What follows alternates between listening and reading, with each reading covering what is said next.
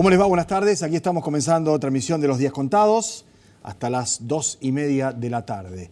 Bueno, el día después del paro, ¿no? Y tomamos nota de lo que sugería el diputado provincial Angelini del PRO y se contactó con nosotros la gente de la Federación de Industria de la provincia de Santa Fe.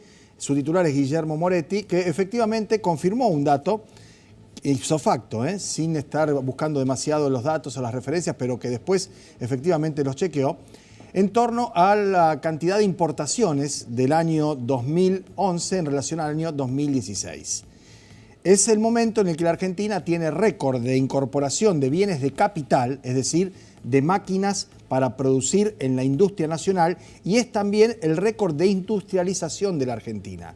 Es la diferencia entre incorporar un torno y un destornillador para que haya trabajadores utilizando esas máquinas que incorporar chupetines o camisitas de bambula para que algunos amigotes puedan andar por allí con alguna ropa más moderna. Pero como esto lo estoy diciendo yo en términos, si se quiere, precarios o un tanto burdos tal vez, en instantes nada más el presidente de la Federación de Industriales de la provincia de Santa Fe saldrá a darnos el detalle de qué es lo que se importó y por qué se importó más ese año 2011 que el 2017.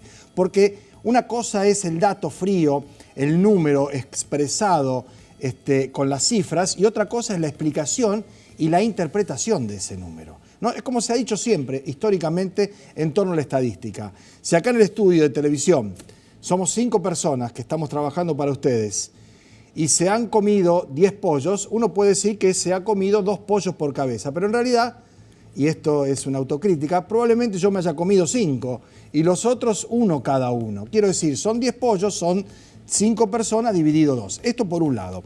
Por otro lado, las características de los alimentos o elementos, en este caso serían elementos, o los bienes que se importan a la Argentina. La oportunidad y el desarrollo industrial de la importación, es decir, de los bienes que se han importado para poder aplicarlos al trabajo. Porque otro dato significativo es el empleo que había por aquellos años, la industrialización de la Argentina, la producción y a la vez el consumo. Guillermo Moretti, gracias por hablar con nosotros. ¿Cómo estás? ¿Qué tal? Gracias por llamar. Muy bien. ¿Guillermo está allí? Sí. Bueno, no importa. ¿Me escucha? En el momento en que se pueda establecer la comunicación. Ahora sí, Guillermo, ¿nos está escuchando?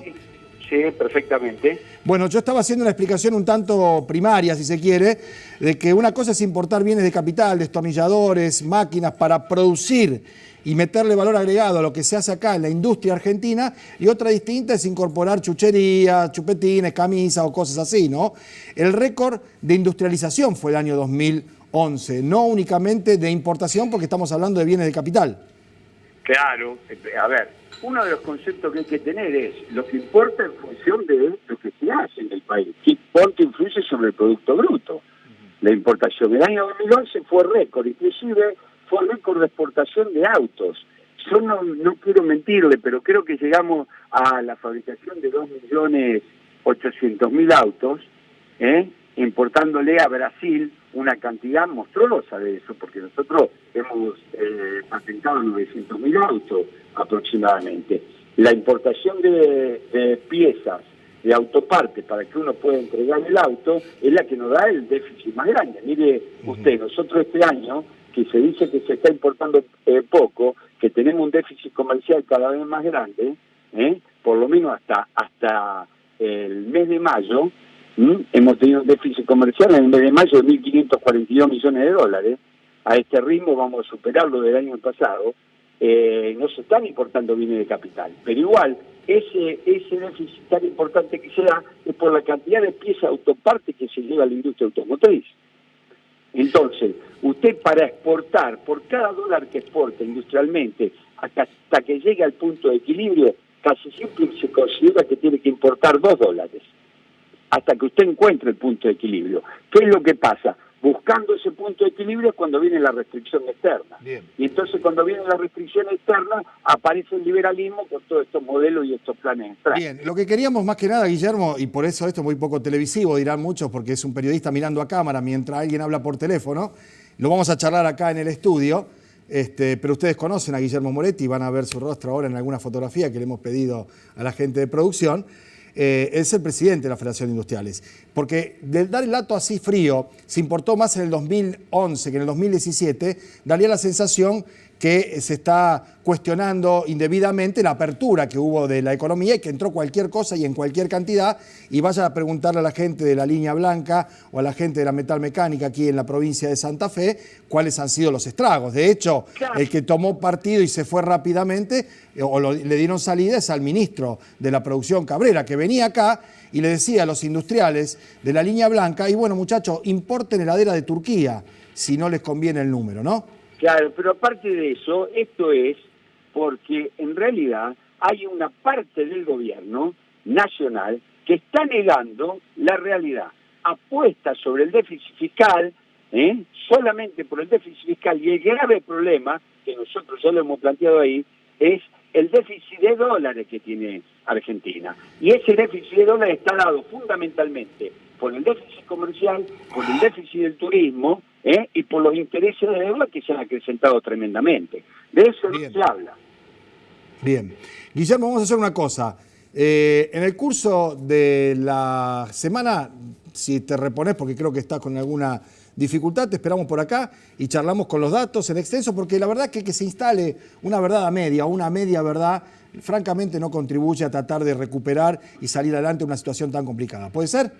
Ocultar información y dar verdades a media es peor que mentira, así que me interesa sobremanera llevar esos datos. Muy bien, quedamos por línea privada. Muchísimas gracias. Gracias. A ustedes. La palabra de Guillermo Moretti, el titular de FISFE. ¿Por qué hubo más importaciones ese año que este año? ¿Qué cosas se importaron, ¿no?, que el año 2017? Vamos a hacer una pausa. Cuando volvamos de la pausa vamos a estar charlando con dos referentes del sindicalismo en la ciudad de Rosario, con pensamientos en algunos casos disímiles, con algunas estrategias diferentes, pero con la certeza plena, como que ayer se movilizaron y participaron efectivamente con sus organizaciones del paro general, de que había que ponerle un límite, ¿no?, y mostrar efectivamente con una medida de fuerza la oposición al plan del gobierno, o en todo caso al plan del Fondo Monetario Internacional y a la política que implementa el gobierno. Y vamos a ver qué pensaban del paro aquellos que hoy están denostando esta herramienta para tratar de reivindicar y hacer valer sus derechos. La pausa y enseguida venimos.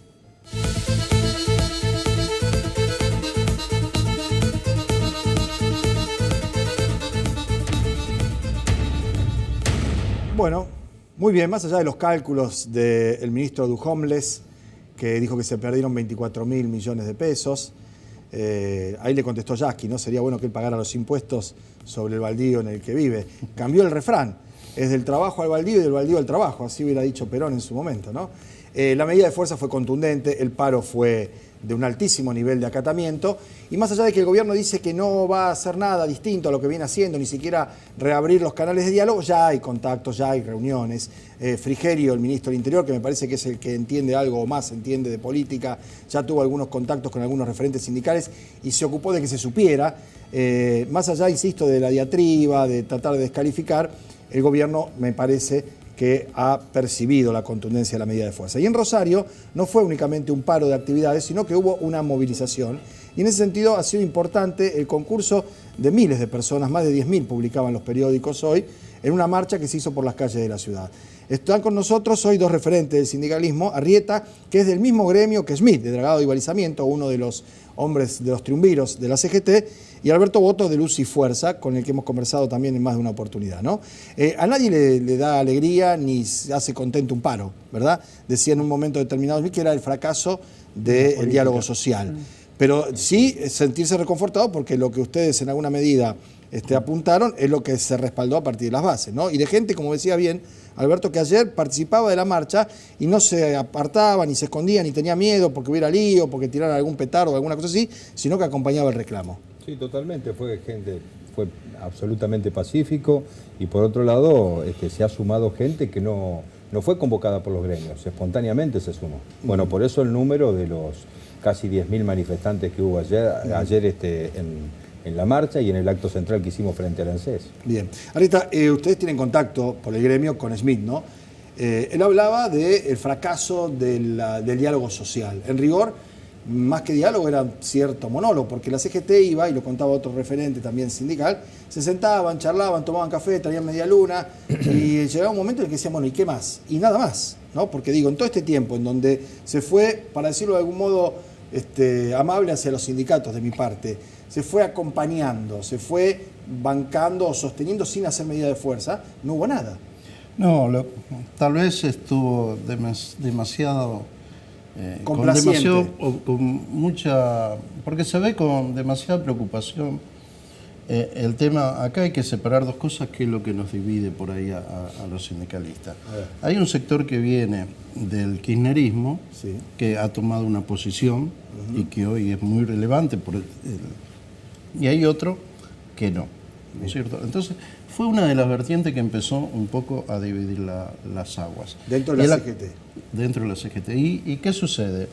Cuando el gobierno nacional empieza a llamar, el sector kirchnerismo, que es más duro, entonces exigía mayor cosa, y esas eran las cuestiones que se veían. Pero yo la vez pasada también te lo decía, a Juan Carlos Esmí ha tratado innumerables veces de llamar un paro. Sí, dentro de la misma CGT hay diferencia, no es lo mismo en mí que Daer, obviamente. Totalmente, ¿no? Hemos tenido que pelearla y generar también, llevando hacia las tarifas. Hemos estado frente a Enargas, hemos hecho en la 9 de julio también algún otro tipo de movilización, como para que vean los propios y extraño el malestar que había en la ciudadanía general. Bien, aquí en la ciudad de Rosario el movimiento sindical rosarino tiene un criterio unificado, que es el de efectivamente llevar adelante esta segunda parte de lo que describía Arrieta de manera clara, definida y abierta, ¿no?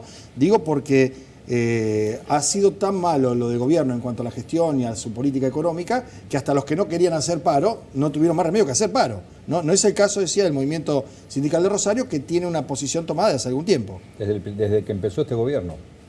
Nosotros, cuando fue el ataque a la ley de medios, estuvimos movilizados. Desde ese momento. Y ahí nos empezamos a juntar, porque sabíamos lo que significaba este gobierno y cuáles eran las políticas que iba a llevar adelante. Entonces hicimos dos actos, uno en Luz y Fuerza el 15 de febrero del 2016, el 7 de junio en la Plaza Montenegro, donde ya pedíamos más que una medida de fuerza, un plan de lucha. Después llegó el día 6 de abril del 2017, el primer paro. Lamentablemente después no se hizo más nada. A nuestro gusto hubiésemos preferido que ya se enfrente, pero bueno, nosotros lo consideramos ya como una señal importante. Y ahora estamos en este punto, eso es lo que iba a preguntarle, no quiero la opinión de los dos, ¿cómo sigue esto? Es importante lo que dijo Juan Carlos Smith. El otro día estuve escuchando algunas declaraciones donde dijo que si el gobierno no escucha, esto va a ser el comienzo de un plan de lucha, que es un poco lo que venimos reclamando acá en las bases, pues nosotros estamos muy cerca de la gente. Y bueno, vos sabés que, Pablo, que desde Puerto San Martín hasta Villa Constitución la industria pesa mucho acá. Claro. Acá se han perdido muchísimos puestos de trabajo. Entonces nosotros no podemos seguir esperando.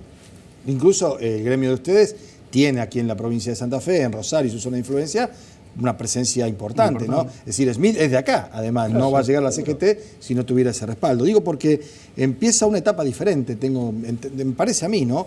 Porque el gobierno, independientemente que haya salido para adelante con lo del paro, tratando de bajarle el precio, digamos, a la protesta y de decirle, bueno, no suma, no agrega, no vamos a cambiar, no vamos a dialogar, me parece que ha tomado nota y habrá un nivel de interlocución que supongo se abrirá. Entre otras cosas porque la paritaria, el techo de paritaria, le jugó en contra al gobierno, porque pensaba que la paritaria podía disparar la inflación. Hubo techo y se le disparó igual la inflación. Le jugó en contra al gobierno y a algunos compañeros que por supuesto, claro, para el 15, ¿no? Claro. Pero realmente creo que las declaraciones del gobierno son por el impacto del gran paro que se llevó adelante, pero que no ayudan, no colaboran. Desde la CGT siempre se está llamando a que nos reunamos, industriales como Moretti recién, hasta la propia iglesia, para que veamos y diagnostiquemos cómo tiene que ser la realidad, lo que se está viviendo, que esta gente lamentablemente no ve. Anteriormente decíamos, llegó la droga a la villa, ahora llegó el hambre nuevamente a la villa. Y es una realidad, nosotros venimos trabajando con multisectoriales y lo vemos diariamente cuando nos reunimos. Hay gente que te dice no trabajan y cobran un plan. El plan es de 273 pesos. Sí. Y lo tenemos a un costado, marginados, porque ahora se le dice los marginados, ya no se le dice más ni desocupados, y esas son las políticas estructurales. Y mientras bien decía, se hablaba anteriormente, la importación es uno de los problemas que no solo afecta a los trabajadores, sino también a las pymes. Por supuesto, y a los industriales. Bueno, yo les agradezco que hayan venido, que hayamos compartido por lo menos este rato de charla y análisis de lo que ha sido la medida de fuerza. Y bueno, en la medida en que sigan habiendo o se generen situaciones en donde requeramos su opinión, los vamos a ir consultando. Gracias. Mira, Muchísimas gracias. y lo principal es que estamos unidos. Bueno, como Esa como diría Borges, no lo une el amor sino el espanto. Exacto. ¿no? Hay dirigentes sindicales que ni se deben hablar entre ellos y que ahora están todos juntos allí frente a lo que hay enfrente, ¿no? Por lo menos en la pelea estamos unidos, que es lo fundamental. Tenemos el enemigo bien identificado. Bueno, eso puede Ojo ser, con eso, el puede enemigo, ser- porque viste lo que hizo el pollo sobrero. Sí. Una Vamos a ver idiotez. si es amigo. Una idiotez. Y se transforma en el idiota útil. Ya pidió disculpas. Ya pidió disculpas porque además fue el único elemento que tuvo el gobierno del cual agarrarse para darle toda la mañana con el Zócalo de TN y otras manifestaciones periodísticas a un paro que fue pacífico, normal, absolutamente lógico dentro de los cánones de la protesta y el derecho a huelga que se consagra en la Constitución. Yo le agradezco a los dos que hayan venido. No, Bueno, gracias a vos. Pablo. Antes de irnos a la pausa, miren lo que decía María Eugenia Vidal cuando era candidata a propósito de las huelgas, de los paros, de la manera en que uno podía ejercer la defensa de sus derechos para sostener esto, ¿no?, que acabábamos de decir antes, en contra de la tontería del pollo sobrero que dijo que vamos a seguir protestando hasta que caiga el gobierno. Se dio cuenta de la torpeza que cometió, pidió disculpas ya, pero bueno, obviamente fue útil lo que hizo para los intereses que supuestamente o pretendidamente quiere combatir. Lo vemos. ¿Tiene micrófono? Sí. Sí. ¿Qué opinión acerca del paro del próximo jueves? La verdad que me parece un reclamo legítimo, no estamos en un buen momento. La inflación, el temor a perder el empleo, el aumento del desempleo, hace que el impuesto a las ganancias para muchos sueldos, hace que muchos estén preocupados y que reclamen. Y bueno, la función del gremio es reclamar.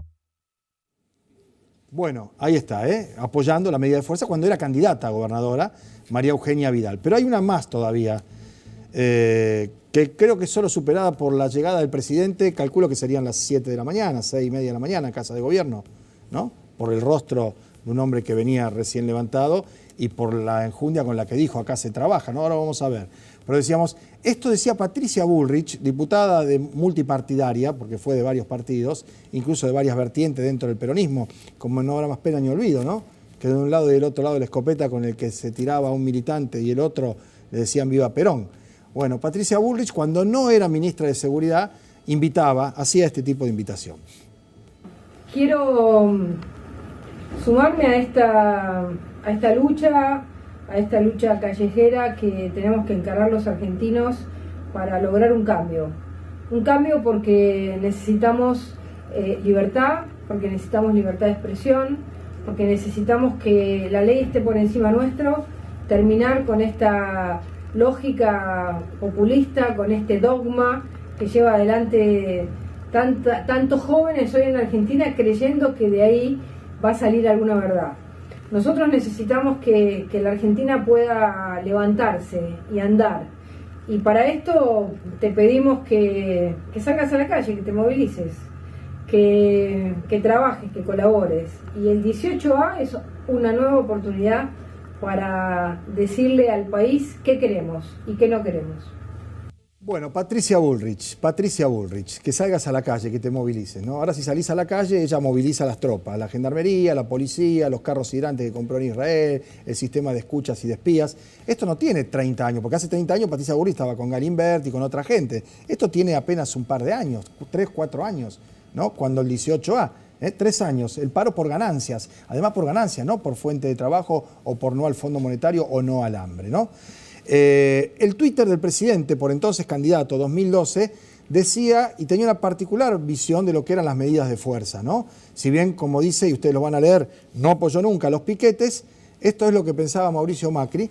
Ahí está, el paro y la movilización convocadas para el próximo miércoles son un llamado de atención para la presidenta. 2012, 2012, no ha prescripto. Esto decía ayer el presidente cuando llegaba, suponemos nosotros, a primerísima hora de la mañana a la Casa de Gobierno. Acá se trabaja. Acá se trabaja. Me parece que por las luces de la ventana era mediodía. Me parece que era cerca de las 12, por la luz que entra, ¿no? 12, 1, depende, pero no antes de las 12 del mediodía, ¿no? Ya era de tarde, podía haber dicho buenas tardes. Vamos a la pausa, enseguida volvemos para el cierre, ya venimos.